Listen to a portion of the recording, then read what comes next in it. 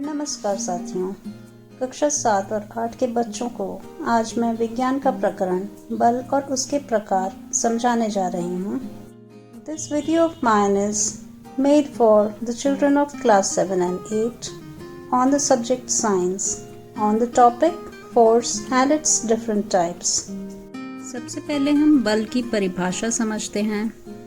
बल एक धक्का या खिंचाव है जो किसी वस्तु की स्थिति में परिवर्तन करता है या करने की प्रवृत्ति रखता है। बल के प्रभाव। बल वह कारक है जो किसी गतिमान वस्तु पर लगकर उसकी गति बदल सकता है, गति की दिशा बदल सकता है, उसे विराम अवस्था में ला सकता है अथवा किसी स्थिर वस्तु पर लगकर उसको गतिशील कर सकता है, किसी वस्तु का आकार बदल सकता है, स्थान बदल सकता है अथवा उक्त सभी कार्य कर सकता है। Force is defined as a push or a pull which intends to bring a change in the position, shape, size, speed or direction of motion of an object. Effects of force. A force can change the speed of a moving body, change the direction of motion of a moving body, bring it to rest, change the place or position of a body, change the shape or size of a body, set a stationary body into motion, or can bring all the above changes। आइए अब बल के कुछ उदाहरण देखते और समझते हैं। Let's see some examples of force। पहला है धकेलना। किसी स्थिर वस्तु को धकेलकर हम उसका स्थान बदल सकते हैं या उसे गतिशील कर सकते हैं अथवा उसकी गति को तेज कर सकते हैं। By pushing a stationary object, we can change its place or set it in motion or increase the speed of a moving object। दूसरा उदाहरण है खींचना। किसी वस्तु को खींचकर उसका स्थान या आकार, यदि वो रबर की बनी हुई वस्तु हो, तो बदला जा सकता है। By pulling an object, we can either change its place or shape in case of a rubber or elastic object। तीसरा है कूटना। कूटकर किसी वस्तु का आकार व संरचना स्थायी रूप से बदली जा सकती है। By crushing an object, we can change its shape and structure permanently। अगला उदाहरण है दबाना। दबाकर किसी नरम वस्तु का आकार बदला जा सकता है। By pressing a soft object, we can change its shape। अगला उदाहरण है उठाना। उठाकर किसी वस्तु का स्थान बदल सकते हैं। By lifting or picking an object, we can change its place। अगला उदाहरण रोकना है। किसी चलती हुई वस्तु को उसकी गति की विपरीत दिशा में बल लगाकर रोका जा सकता है। By applying force in opposite direction of motion of a moving object, we can stop a moving object। हमारा अगला उदाहरण है गूंथना। आटे या क्ले को गूंथकर हम कोई भी आकार दे सकते हैं। By kneading the dough or clay, we can give it any shape। अगला उदाहरण ऐंठना या मरोड़ना। किसी ट्यूब के ढक्कन को ऐंठने या मरोड़ने से वह खुल जाता है। दबाकर ट्यूब का आकार भी बदल सकते हैं। By turning or twisting the cap of a tube, we can open the tube। We can also change the shape of a tube by pressing it। अगला उदाहरण निचोड़ना। गीले कपड़े या नींबू को निचोड़कर उसमें से पानी या रस निकाला जा सकता है। By squeezing a wet cloth or a lemon, we can extract water or juice from it। अगला उदाहरण टकराना है। गतिमान वस्तु यदि हल्की हो और किसी पेड़, दीवार या अन्य भारी स्थिर वस्तु से टकराए तो उसकी गति की दिशा बदल जाती है। If a light moving object hits a heavy and a fixed or stationary object like a wall or a tree, its direction of motion changes। अगला उदाहरण मारना। एक स्थिर वस्तु को किसी गतिमान वस्तु से मारकर उसे गतिमान किया जा सकता है। A stationary object can be made to move by hitting with a moving object। एक बॉल को मारकर विराम अवस्था से गतिमान अवस्था में लाया जा सकता है। A stationary ball can be kicked and set into motion। आइए बल का सूत्र यानी फॉर्मूला ऑफ फोर्स समझने का प्रयास करते हैं। बल बराबर होता है द्रव्यमान गुणा त्वरण, यानी force is equal to mass into acceleration.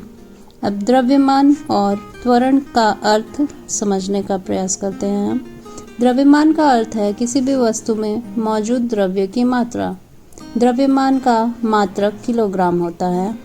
आम भाषा में हम द्रव्यमान को किसी वस्तु के वजन के रूप में जानते हैं, परंतु वजन या भार एक प्रकार का बल, गुरुत्वीय बल है जिसका मात्रक न्यूटन है।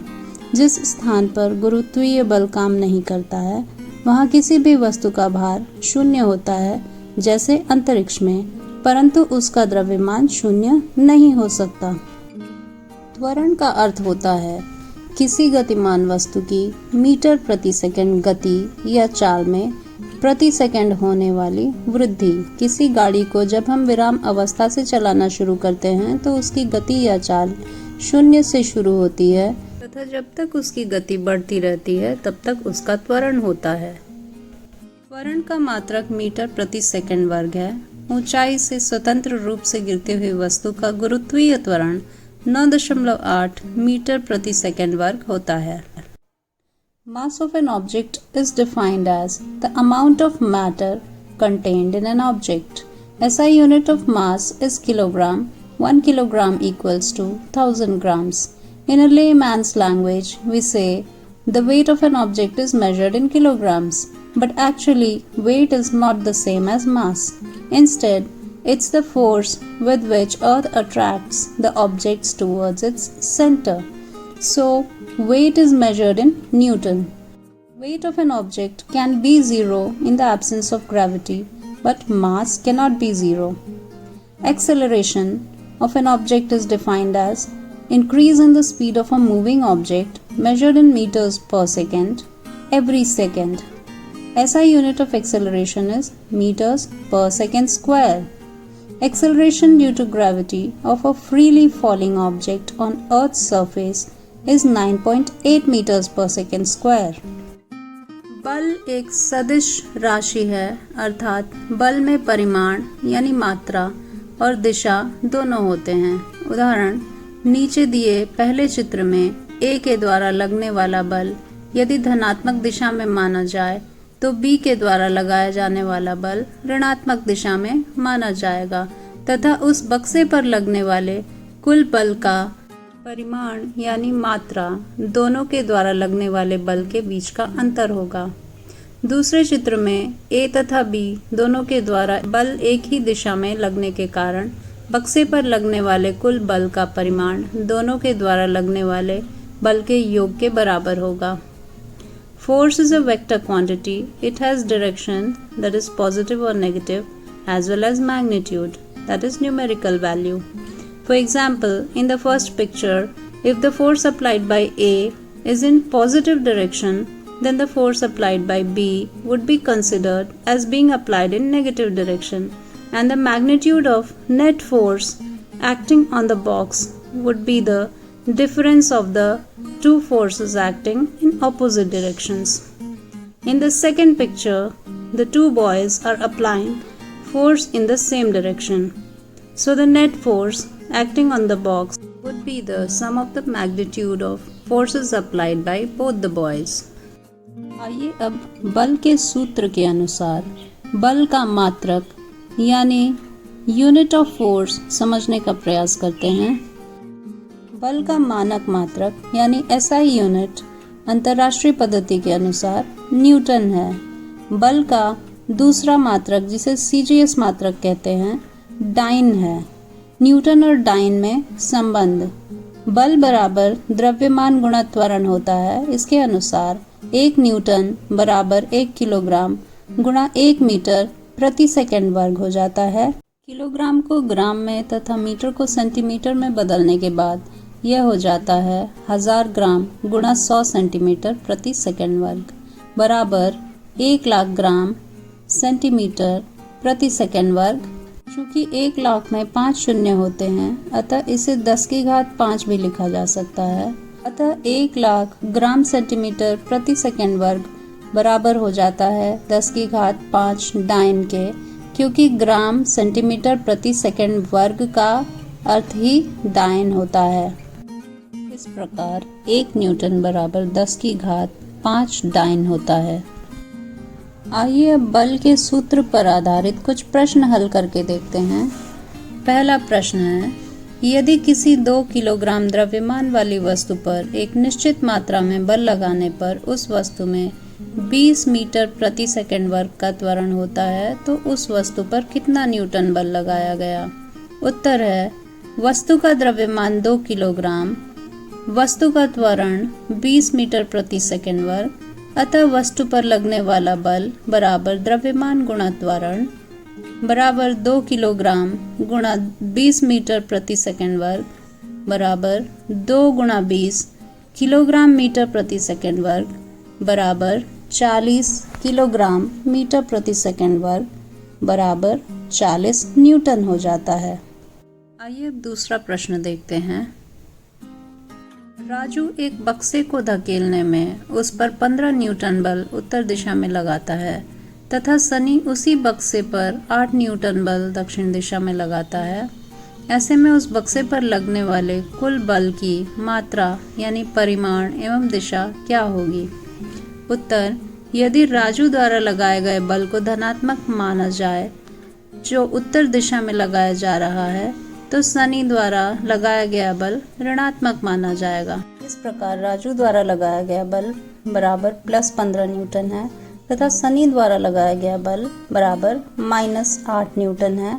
अतः उस बक्से पर लगने वाले कुल बल का परिमाण यानी मात्रा बराबर 15 - 8 बराबर 7 न्यूटन बल उत्तर दिशा में लगेगा। आइए अब बल के विभिन्न प्रकारों के बारे में जानते हैं। Let's see the different types of forces. पहला, संपर्क बल यानी कॉन्टैक्ट फोर्सेस। इसके 3 प्रकार होते हैं, पेशीय बल मस्कुलर फोर्स, घर्षण बल फोर्स ऑफ फ्रिक्शन और उत्प्लावन बल यानी बॉयंट फोर्स। दूसरा प्रकार है असंपर्क बल यानी नॉन कॉन्टैक्ट फोर्सेस। यह भी 3 प्रकार के होते हैं। पहला, चुंबकीय बल यानी मैग्नेटिक फोर्स, दूसरा गुरुत्वीय बल यानी फोर्स ऑफ ग्रेविटी और तीसरा स्थिर वैद्युत बल यानी इलेक्ट्रोस्टैटिक फोर्स। चलिए प्रत्येक प्रकार के बल को कुछ चित्रों के माध्यम से समझा जाए। सबसे पहले हम लेते हैं पेशीय बल यानी मस्कुलर फोर्स, जो एक प्रकार का संपर्क बल है यानी कॉन्टैक्ट फोर्स है। मनुष्य या कोई अन्य जीव जो बल अपनी मांसपेशियों से किसी वस्तु पर लगाता है उसे पेशीय बल कहते हैं। जैसे रस्साकसी में बच्चों के द्वारा रस्सी खींचने में लगने वाला बल, किसी भारी वस्तु को धकेलने, खींचने या उठाने में लगने वाला बल, गेंद को मारने में लगने वाला बल आदि। दूसरे प्रकार का संपर्क बल घर्षण बल कहलाता है यानी फोर्स ऑफ फ्रिक्शन। जब 2 वस्तुओं की सतह एक दूसरे के संपर्क में आती है तो उन दोनों वस्तुओं के संपर्क के क्षेत्रफल पर एक दूसरे के द्वारा घर्षण बल लगता है। जैसे जब हम चलते हैं तो हमारे पैरों के तलवे, चप्पल या जूतों के तलवे पर जमीन के द्वारा घर्षण बल लगता है जो हमेशा हमारी चाल की विपरीत दिशा में काम करता है। इसी प्रकार गाड़ी के टायर पर सड़क के द्वारा माचिस की तीली के द्वारा माचिस के डिब्बे की सतह पर घर्षण बल लगता है। तीसरे प्रकार का संपर्क बल उत्प्लावन बल कहलाता है यानी बॉयंट फोर्स। पानी या किसी भी अन्य द्रव में किसी भी वस्तु को आंशिक अथवा पूर्ण रूप से डुबोने पर उस वस्तु पर उस द्रव द्वारा जो बल ऊपर की तरफ लगता है वह उत्प्लावन बल कहलाता है। यह बल हमेशा वस्तु के भार यानी गुरुत्व बल की विपरीत दिशा में कार्य करता है तथा द्रव में डूबी हुई वस्तु को ऊपर की तरफ धकेलता है। असंपर्क बल में आइए सबसे पहले देखें चुंबकीय बल या मैग्नेटिक फोर्स किसे कहते हैं। चुंबक के द्वारा किसी चुंबकीय वस्तु जैसे लोहा, कोबाल्ट या निकल से बनी हुई वस्तु पर लगने वाला बल चुंबकीय बल कहलाता है। यह एक प्रकार का असंपर्क बल है जिसमें चुंबक चुंबकीय वस्तु को स्पर्श किए बिना ही उस पर बल लगा सकता है। चुंबक का प्रयोग कबाड़ यानी जंकयार्ड में से लोहे की यानी चुंबकीय वस्तुओं को अलग करने, मिट्टी में से लोहे के कणों को अलग करने के लिए किया जाता है। हमारे रोजमर्रा के कामों में चुंबक के और बहुत से उपयोग हैं जिन्हें हम अगली कक्षाओं में पढ़ेंगे। दूसरे प्रकार का असंपर्क बल गुरुत्वीय बल यानी फोर्स ऑफ ग्रेविटी है। किसी भी वस्तु पर पृथ्वी के केंद्र के द्वारा लगने वाला आकर्षण बल गुरुत्वीय बल कहलाता है। जब भी कोई वस्तु ऊंचाई से छोड़ी जाती है या आसमान में उछाली जाती है तो अंत में वह धरती की सतह पर गुरुत्वीय बल के कारण आकर गिरती है। जैसे जैसे गिरने वाली वस्तु पृथ्वी की सतह के नजदीक पहुंचती है, उसकी गति तेज होती जाती है, अर्थात उसका त्वरण होता जाता है। तीसरे प्रकार का असंपर्क बल स्थिर वैद्युत बल कहलाता है, जिसे इलेक्ट्रोस्टैटिक फोर्स कहते हैं। प्लास्टिक की कंघी, स्केल, गुब्बारे आदि को सूखे बालों में रगड़ने से वह आवेशित हो जाती है तथा कागज के छोटे छोटे टुकड़ों को आकर्षित करती है। यह स्थिर वैद्युत बल के कारण होता है। इसी प्रकार आसमान से गिरती हुई बिजली में भी स्थिर वैद्युत बल होता है।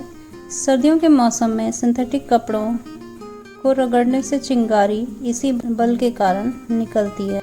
चित्र में बिल्ली के शरीर के बालों पर स्टाइरोफोम के टुकड़े इसी बल के कारण चिपके हैं। सभी प्रकार के बलों के बारे में विस्तार से हम अगली कक्षा में पढ़ेंगे।